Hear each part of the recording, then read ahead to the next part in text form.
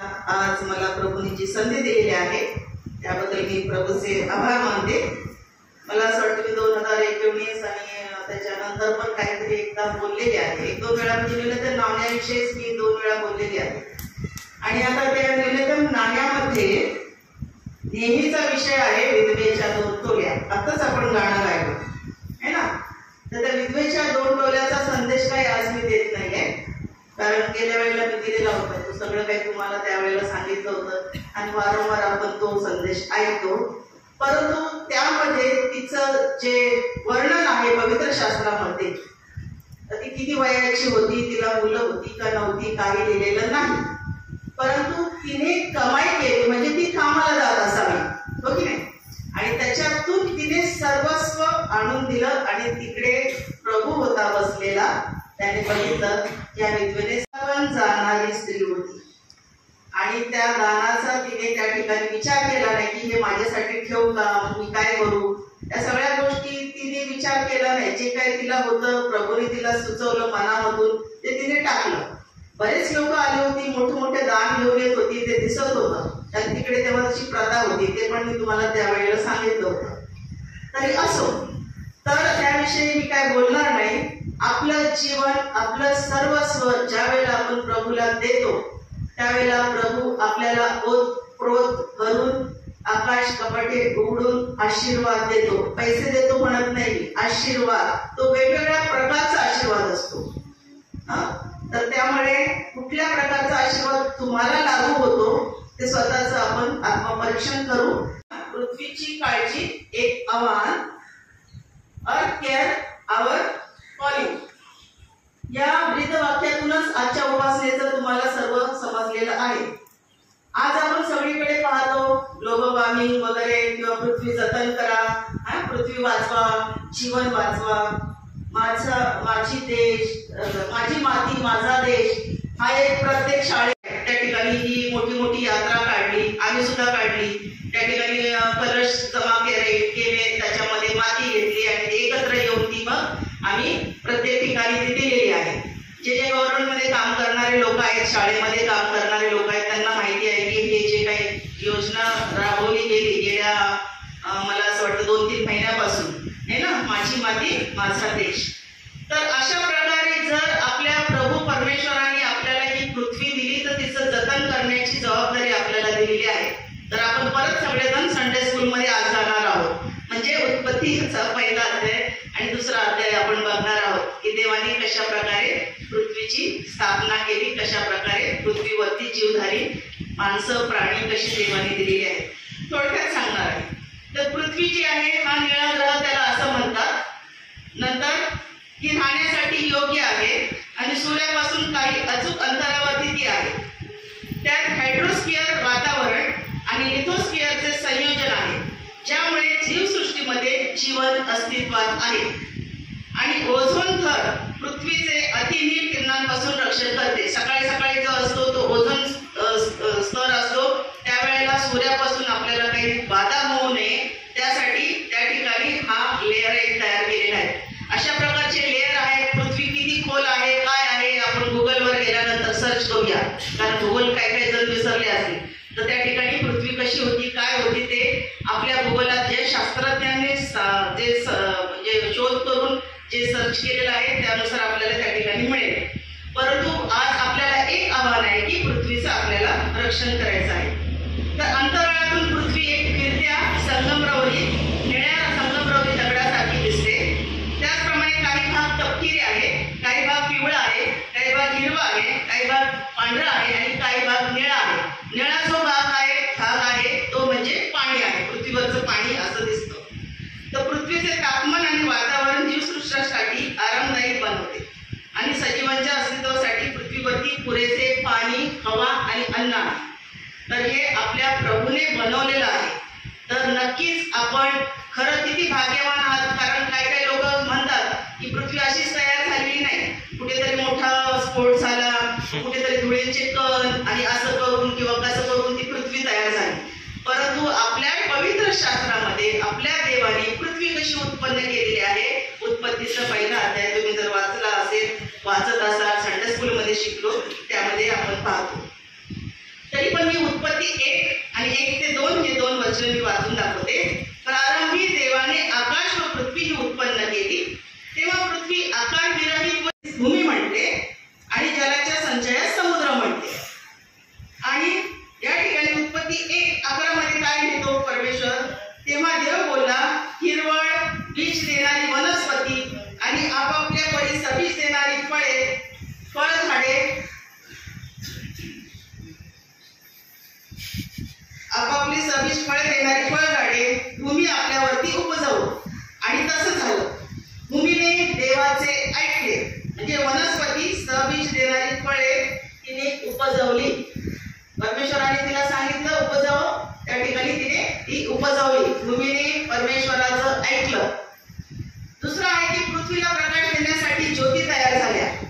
4था दिवस जो आहे त्या दिवशी पृथ्वीला प्रकाश देण्यासाठी ज्योती तयार झाल्या. मग दिवस व रात्र भिन्न केली.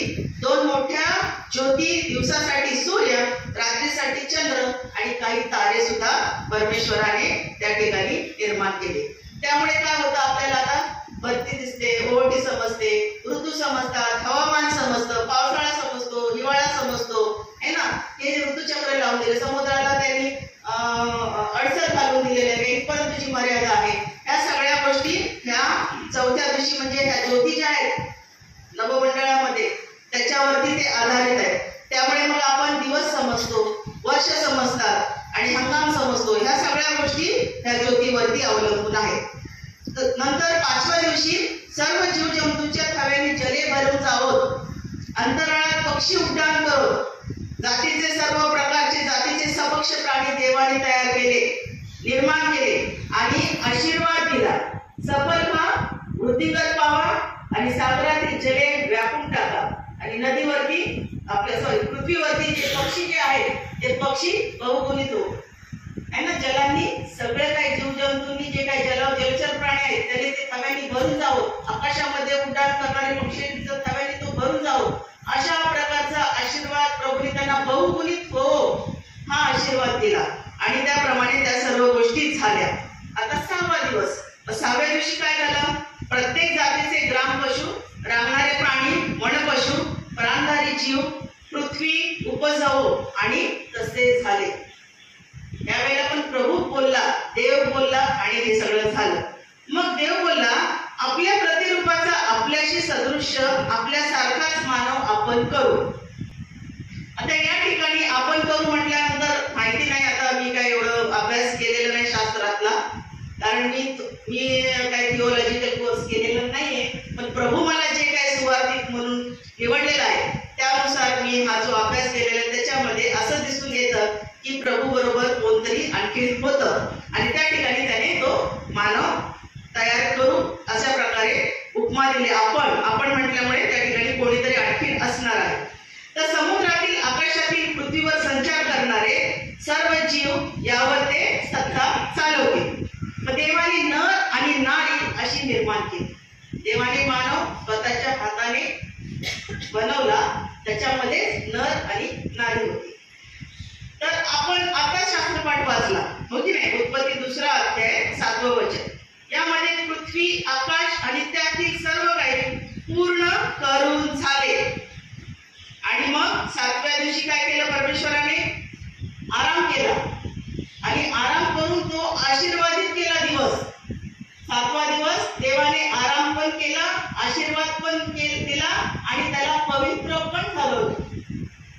7व्या दिवसाला म्हणून फार महत्व आहे. शब्बात दिवस जो आहे त्याला फार महत्व आहे. शब्बात म्हणजे जो आपण संडे आता जसं करतो तसं, काही काही ठिकाणी तो शनिवारी करतात, काही ठिकाणी तो रविवारी करतात, हा भाग वेगळा आहे. परंतु आपल्या माहितीनुसार 7व्या दिवशी परमेश्वराने आराम केला आणि तो दिवस आशीर्वादित केला, तो दिवस पवित्र असा ठरवला. आता देवाने आपलं काम करीत असलेलं संपवलं. वनस्पती नव्हती, शेतात काय उगवलेलं नव्हतं तोपर्यंत, कारण अद्याप पृथ्वीवरती पाऊस पडला नव्हता आणि जमिनीची मशागत करण्यास कोणी मनुष्य सुद्धा नव्हता. परंतु पृथ्वीवरून जमिनीवरून धुकं वरती जात असे, त्यामुळे भूमीवर जमिनीवरती पाणी शिंपडल्यासारखं किंवा सडा मारल्यासारखं आपण सकाळचं म्हणतो ना दवबिंदू आहे ना. आता बघा तुम्ही ह्या दिवसामध्ये तुम्हाला दिसत असेल सकाळच्या वेळेला एकदम छान असं थंड असं त्या ठिकाणी नेचर चांगलं आहे. आता सिमेंटचे सगळे गावी जर तुम्ही गेला किंवा निसर्गाच्या सानिध्यामध्ये गेला आणि पहाटे उठला तर ते दवबिंदू पसरलेलं असतं, दवबिंदू पडलेलं असतं. पण त्यावेळेला अशा प्रकारचं होत होतं की पृथ्वीवरून जमिनीवरून धुकं वरती जात होतं, त्यामुळे भूमीवर जमिनीवरती ते पाणी शिंपडलं जात असे, पसरले जात असे आणि त्यामुळे भूमी काय होत होती, ओली होत होती, भिजवली जात होती. आता पण बघतो आपण भिजवलेली जमीन दिसते सकाळी सकाळी. आपण बसायला गेलो किंवा जे कोणी मॉर्निंग वॉकला जात असतील किंवा जे कोणी फिरायला जात असतील है ना, तर त्यांना कळत असेल की त्या ठिकाणी काही काही लोकांना आवडतं नेचर फिरायला. आम्हाला फार आवडतं, आम्ही नेहमी जात असतो.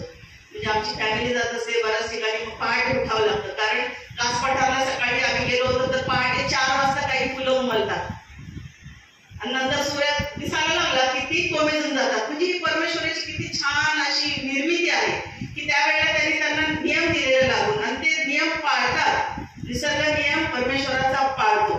आणि मग अशा प्रकारे जमिनीवरचे हे जे धुकं आहे त्याला मॉर्निंग ड्यू पण म्हणतात है ना, दवबिंदू म्हणतात. खूप छान शब्द आहे. आणि हे सकाळी सकाळी इस्रायल लोकांना पण आकाशातून दवबिंदू सारखं ते पडत असे मॉर्निंगला. त्यांना खाण्यासाठी माना परमेश्वराने स्वर्गातून दिला होता, तो पण पहाटे पडायचा आणि ऊन आले की ते चढून जायचं. आठवतं ना सगळ्यांना? तर त्या ठिकाणी परमेश्वराने आपल्याला कशा प्रकारे मानना सकाळी सकाळी पुरवलेला आहे. सांगण्याचं तात्पर्य एवढे की ती भूमी त्याने भिजवली जात असे. मग देवाने त्या जमिनीतील मातीचा मनुष्य घडवला. पाऊस पडलेला नव्हता तोपर्यंत, तुम्ही वाचा उत्पत्तीचं पहिल्या अध्यायामध्ये वाचा, तोपर्यंत पाऊस पडलेला नव्हता, परंतु ह्या धुक्याने ते जमीन ओली होत होती. तर त्याच्यातून मग मनुष्याला देवाने घडवलेला, मनुष्याला देवाने बनवला आणि त्याच्या नाकपुड्यामध्ये स्वतःचा प्राणवायू टाकला, जीवनाचा श्वास फुकला आणि मग मनुष्य जिवंत जीवधारी म्हणजे जिवंत प्राणी झाला असं दिलेलं आहे. देवाने ज्या वेळेला स्वतःचा श्वास त्याच्या नाकपुड्यांमध्ये फुकला त्यावेळेला तो जीवधारी झालेला आहे. मग परमेश्वराने सुंदर झाडं, स्वादिष्ट फळे देणारी, नंतर अन्नासाठी उत्तम अशी झाडं, सगळं काही तिकडे निर्माण केलं होतं, सगळं काही दिलं होतं. पण एक आज्ञा दिली होती. काय दिली होती? बऱ्या वाईटाचं ज्ञान करणारं जे झाड आहे त्याचं फळ खाऊ नको. सगळ्या झाडाची तू फळं खा, परंतु बऱ्या वाईटाचं ज्ञान करून देणारं जे झाड होतं मधोमध लावलेलं त्याला तू हात लावू नकोस किंवा ते तू खाऊ नकोस. परंतु माणसाचं असेल, करू नको म्हटले की ते करायचं, हो की नाही? लहान मुलाला पण सांगतो करू नको म्हटले की तिकडे तू जातो आणि मग जे नको ते घडतं. तर अशा प्रकारे त्या ठिकाणी मानवाने पण आज्ञा मोडली, त्या ठिकाणी खाल्लं आणि मग पाप आलं हे तुम्हाला सगळ्यांना माहिती आहे. आणि मग त्या ठिकाणी काय केलेलं आहे, एक बागेच्या मध्यभागी जीवनाचं झाड आणि बऱ्या वाईटाचं झाड, देणारं झाड अशी ती झाडे लावली. मग एदेन बागेमध्ये एक नदी उगम पावली. त्या एदेन बागेमध्ये नदी उगम पावल्यानंतर मग त्या ती जी बाग आहे ती बाग भिजवण्याचं काम, त्या बागेला पाणी देण्याचं काम त्या नदीकडून केलं जात असेल. आणि मग त्याच्यातून 4 नद्या झाल्या हे आपण शास्त्रपाठ वाचलेलं आहे. आता नद्यांचा सांगण्याचा उद्देश एवढा आहे की एक नदी अशी होती की त्याच्यामध्ये सोनं, गोमेद आणि मोती हे सापडत होते. म्हणजे ही निसर्गामध्ये परमेश्वराने असंच केलेलं नाहीये, अशीच ती नदी उगवलेली नाहीये. त्या नदीतून पण लोकांना साजेल असं, लोकांना आवडेल असं, किंवा पुढे लोक जाऊन त्याचं डायमंड बनवतील, काय काय करतील, गोमेद वगैरे फार महाग आहेत है ना, डायमंड वगैरे फार महाग आहेत. अशा प्रकारचे दगड वगैरे, माती, किंवा आता मृत समुद्र जरी म्हटलं तर मृत समुद्रामधून कॉस्मेटिक बनवले जातात. तुम्हाला माहिती आहे सगळा मधून तो सगळा आता आटून गेलाय तो मृत समुद्र. त्याच्यामधून चेहऱ्याला लावण्यासाठी, केसाला लावण्यासाठी स्पा मध्ये या सगळ्या गोष्टी वापरल्या जातात. म्हणजे त्याच्यातून किती खनिज त्या ठिकाणी आहेत. सांगण्याचं तात्पर्य पर्वतावरती खनिज आहेत, जमिनीमध्ये हे आहेत खनिज आहेत, त्याचप्रमाणे आपल्या समुद्रामध्ये आहेत, त्याचप्रमाणे ऑइल आहे. म्हणजे ह्या सगळ्या गोष्टी ज्या लागणार आहेत, मानवाला लागणार आहेत, परमेश्वराने आपल्याला ह्या पृथ्वीतून दिलेल्या आहेत. मग देवाने काय केलेलं आहे, या ठिकाणी देव मनुष्याला कामाला लावतो. काय झालेलं आहे, पहिल्या वेळेला परमेश्वराने माणसाला तयार केलं आणि एदेन बागेमध्ये नेऊन ठेवलं.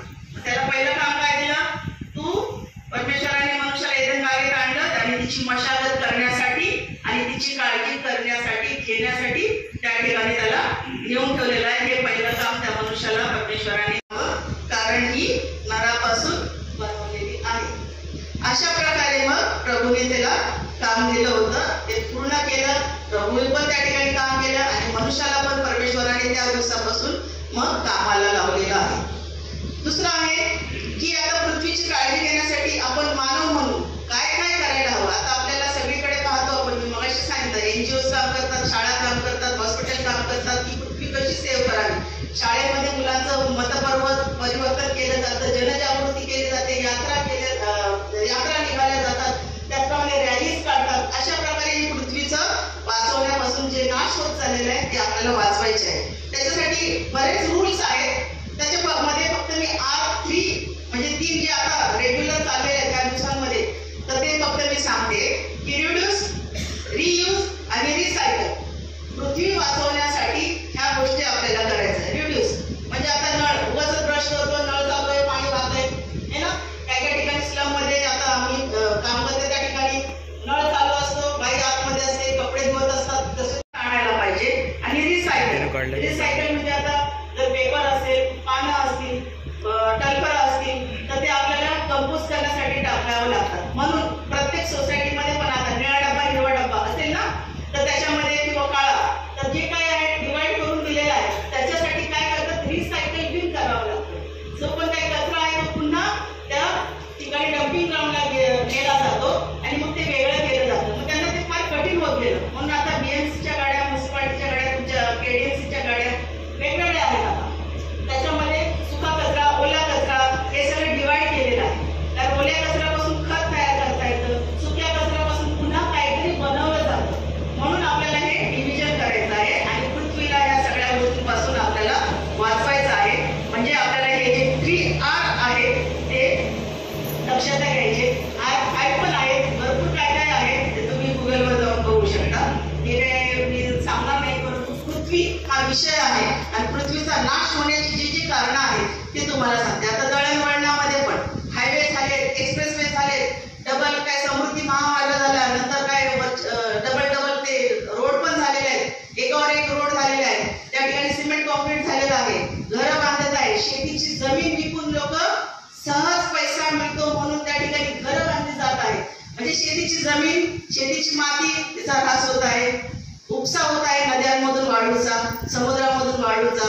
अशा प्रकारे प्रत्येक निसर्गाची घटना. डोंगर, आता तुम्ही जात असाल, पुण्याला जे जाणारे लोक आहेत त्यांना माहिती किती डोंगर तोडलेत. लोणावळा किती छान होतं है ना. परंतु आता बघा तुम्ही, म्हणजे उदाहरण मी सांगते की त्या ठिकाणी डोंगर तोडून रस्ते केले, बोगदे बांधले, डोंगराला किती हालचाल, म्हणजे त्या ठिकाणी किती हादरे बसत असतील. हे नेचर जे आहे ह्याला मनुष्य डिस्ट्रॉय करत चाललेला आहे. आणि एक दिवशी पुन्हा सगळीकडून मग आपल्याला हा त्रास होणार आहे की मग ज्या ठिकाणी नको त्या ठिकाणी घरं बांधलेली आहेत, नदीच्या पात्रामध्ये घरं बांधलेली आहेत. मग पूर आल्यानंतर त्यांच्या घरात पाणी गेल्यानंतर 6व्या माळ्या 7व्या माळ्यापर्यंत पाणी गेल्यानंतर मग आपण म्हणतो अरे तिकडे असं असं झालं. परंतु त्या ठिकाणी आपण गेलो, आपण ज्या ठिकाणी ते पाण्याचा रस्ता असतो, पाणी कसा पण निसर्ग कसा पण रस्ता काढतो आणि तो रस्ता काढून मग ते घरं पाण्याच्या खाली डुबून जातात. म्हणून आपण निसर्गाचा समतोल राखण्यासाठी ह्या सगळ्या गोष्टी आहेत. त्याच्यासाठी सगळेजण प्रयत्न करतात परंतु काही होत नाही. त्यामुळे हा पृथ्वीचा नाश होत असताना त्याच्यामध्ये माझा सहभाग काय आहे हा प्रत्येकाने आपापला समजून घ्यावा आणि त्यानुसार चालावं. कुठेतरी छोटंसं परिवर्तन होऊ शकतं आपल्या ह्या सगळ्या वागण्यातून, कोणाच्या तरी वागण्यातून. तर ते झाल्यानंतर ही पृथ्वी आपण वाचवू शकतो. पृथ्वी कणत आहे की नाही. आपण पाहतो प्रत्येक न्यूज चॅनलवर बघा, पृथ्वीचं सगळं हवामान चेंज झालेलं आहे. ज्या दिवशी ज्या ठिकाणी बर्फ पडायचा त्या ठिकाणी बर्फ पडत नाही, तो वितळत चाललाय. ज्या ठिकाणी पाऊस नाही पाहिजे त्या सीझन मध्ये पाऊस पडत आहे. म्हणजे हे ते ऋतुमान चक्र सगळं काही बिघडत चाललेलं आहे. तर हे झालं पृथ्वीविषयी. नंतर आदामाविषयी आणि देवाने दिलेल्या सुंदर जगाबद्दल, निसर्गाबद्दल आपण ऐकलं. आता काही मुद्दे आहेत या ठिकाणी आपल्याला काही विचार करायचा आहे की रिथिंक, या आपल्या स्वतःच्या जीवनामध्ये आपण डोकावून बघायला पाहिजे. म्हणजे पुनर्विचार, रिथिंकिंग आपल्याला करायला पाहिजे. त्यासाठी आपण पाहूया नीतिसूत्रे याचा 3रा अध्याय 5 आणि 6. मी वेळ घालवत नाही, लिहूनच आणलेलं आहे या ठिकाणी. तू आपल्या अगदी मनापासून परमेश्वरावर भाव ठेव, आपल्याच बुद्धीवर अवलंबून राहू नको. तू आपल्या सर्व मार्गात त्याचा आदर कर, म्हणजे तो तुझा मार्गदर्शक होईल. या वचनातून देव कोण आहे आणि आपण त्याचे अनुसरण कसे करावे याबद्दल आपल्याला बरंच काही शिकून जातो. पहिला विचार आहे रिथिंक, पुनर्विचार. दुसरा रिफ्यूज, सिंगल यूज, नकार, एकदाच वापर है ना. आपण बघतो ना मोबाईल मध्ये डिक्लाइन केला, अरे माझा फोनच उचलला नाही, डिक्लाइन केला, ते म्हणजे रिफ्यूज. नकार, रिजेक्ट, नकार देणे, विरोध करणे, नको म्हणणे किंवा स्वीकार न करणे.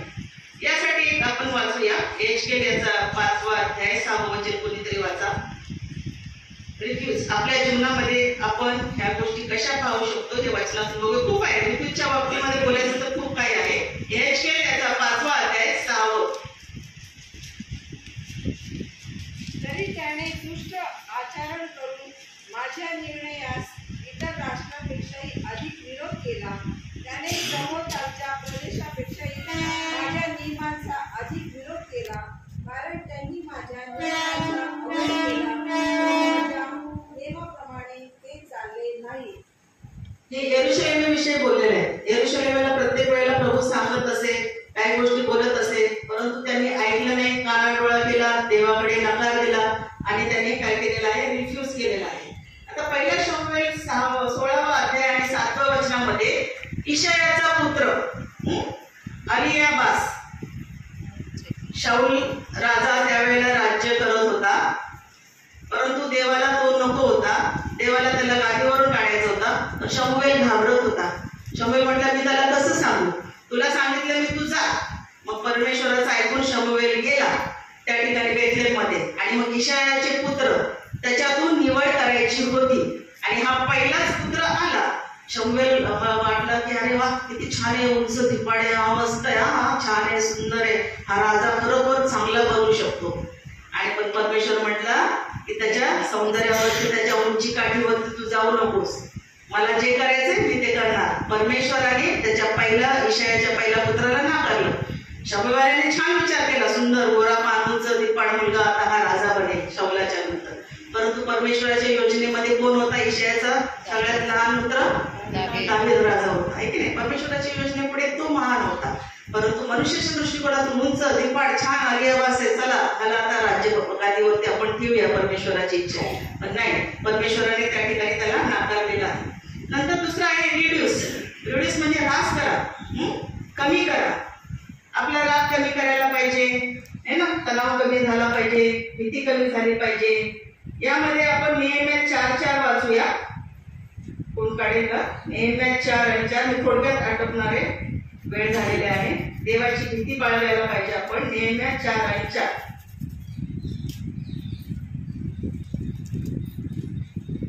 कन्झ्युम्शन, ह्रास करा असं आहे त्याच्यावर. रिड्यूस म्हणजे नेहम्या 4वा अध्याय 4वं वचन.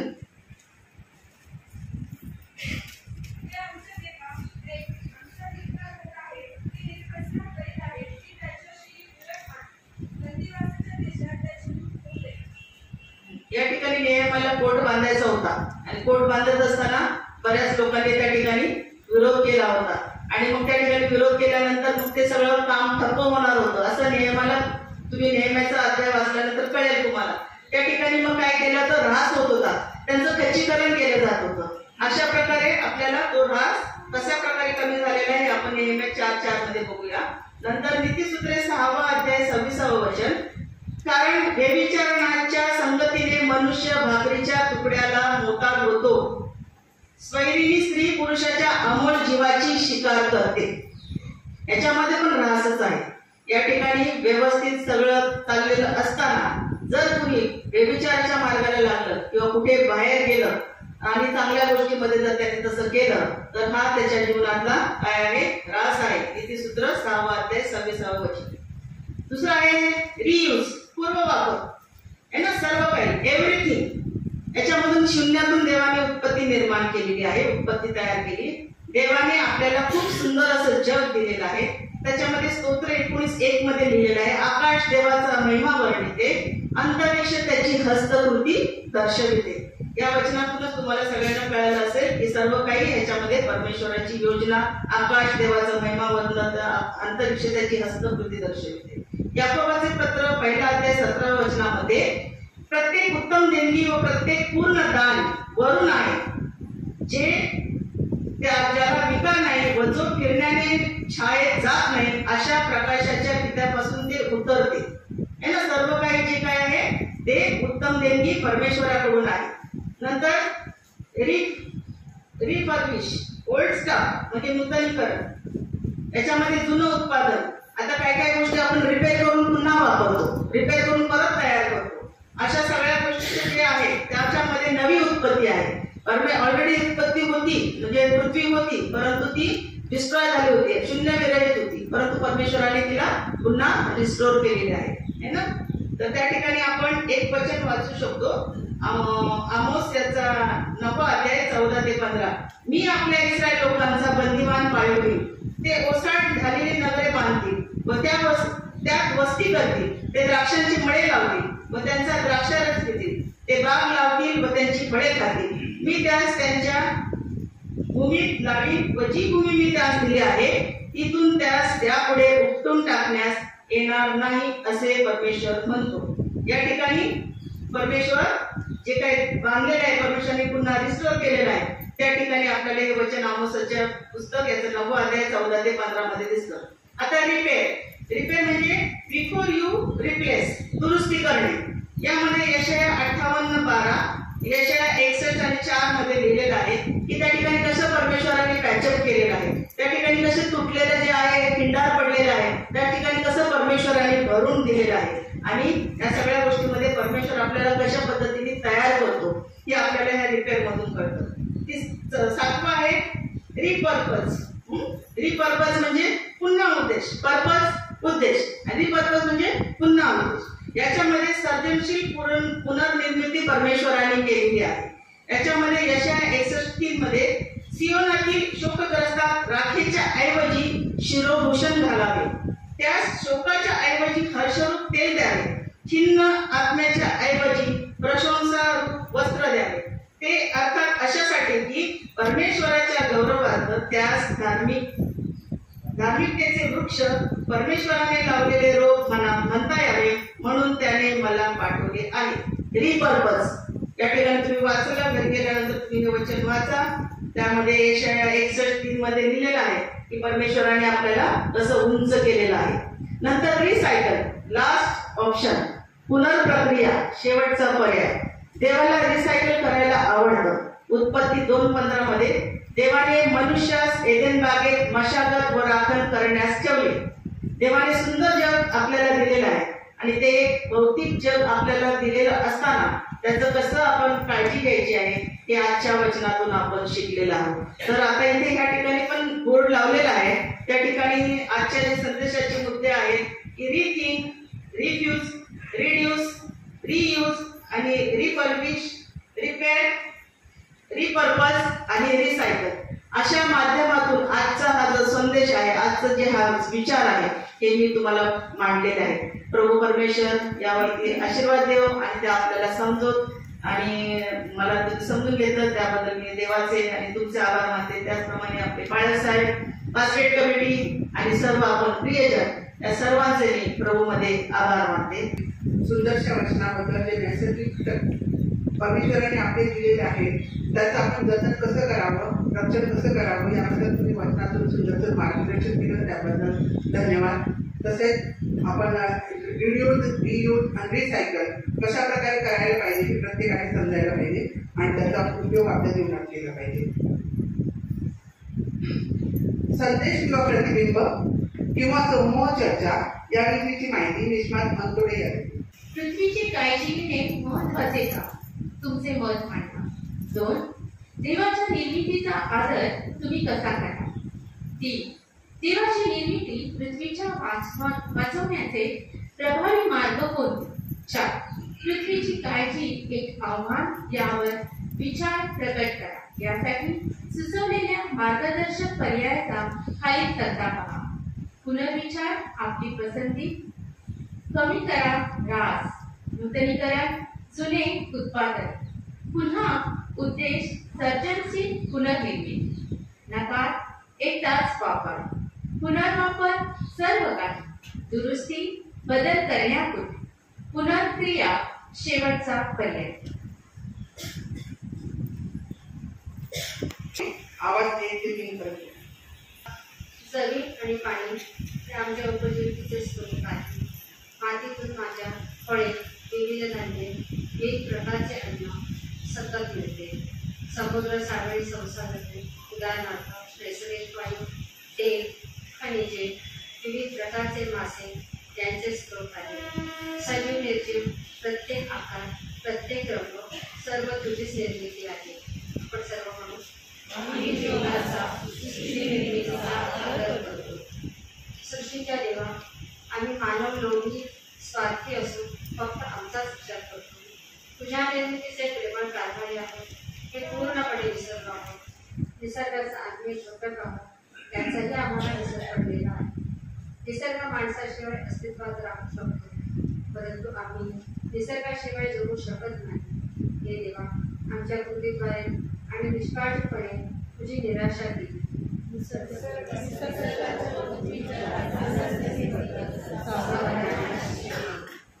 आपली सृष्टीची संपत्ती शून्यपणे भोगण्याचे ज्ञान सामर्थ्य केवळ मानवाला लाभले.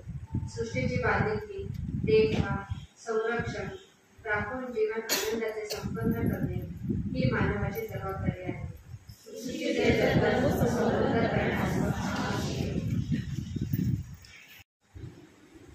हे देवा, ही जबाबदारी गांभीर्यपूर्वक घेण्यास सक्षम कर.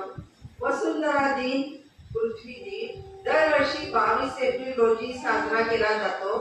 या दिवशी विविध उपक्रम राबविणे, उदाहरणार्थ वृक्षारोपण, स्वच्छता मोहीम, निसर्ग भ्रमंती यात सहभागी होणे, पृथ्वी आमचे घर समजून, ग्लोबल वॉर्मिंग, जंगलतोड, नद्यांचा गैरवापर, वृक्षतोड, पाणलोट क्षेत्राचे पुनर्वनीकरण व संरक्षण या समस्याबद्दल जागरूकता निर्माण कर.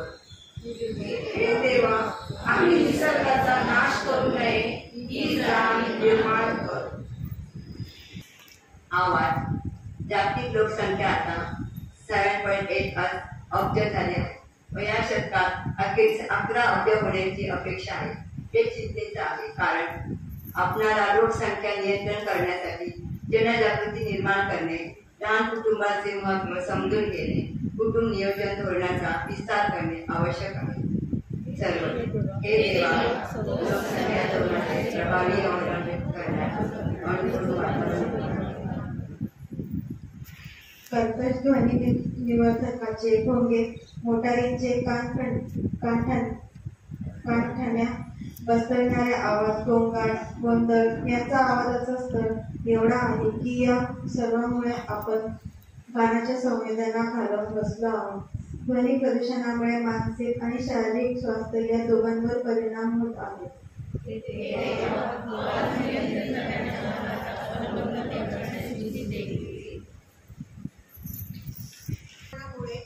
वन्यजीवनाचा नैसर्गिक अधिवास नष्ट होऊ लागला आहे. शिकार, औद्योगिकीकरण व प्रदूषणामुळे पशुपक्षी, वन्यजीवन व त्याच्या प्रजाती नामशेष होत आहे. परिसंस्थांचे नुकसान होत आहे. पृथ्वीवरील जैवविविधतेचे प्रमाण कमी होत आहे. सर्वजण हे देवा, आम्ही तुझ्या निर्मितीचा आदर करावा, यात हस्तक्षेप करू नये याची जाणीव आम्हाला होऊ दे.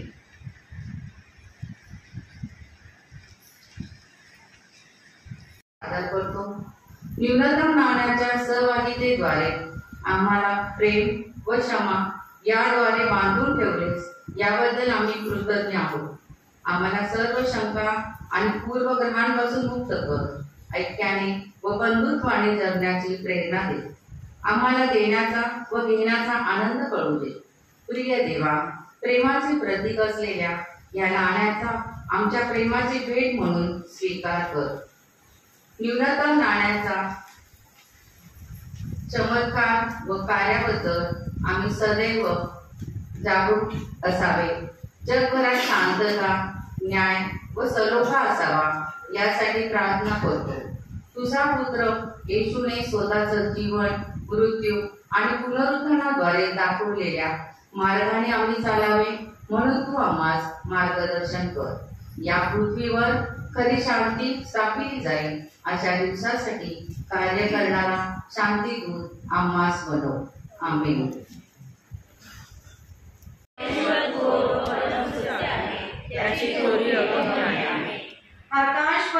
हताश जखमी दुःखी आहे.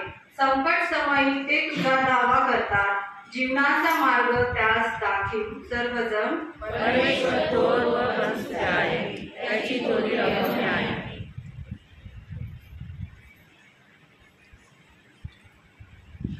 तिथे जॉयचे सोनवणे वाचन आवाज नंबर 2 चे वाचन कर.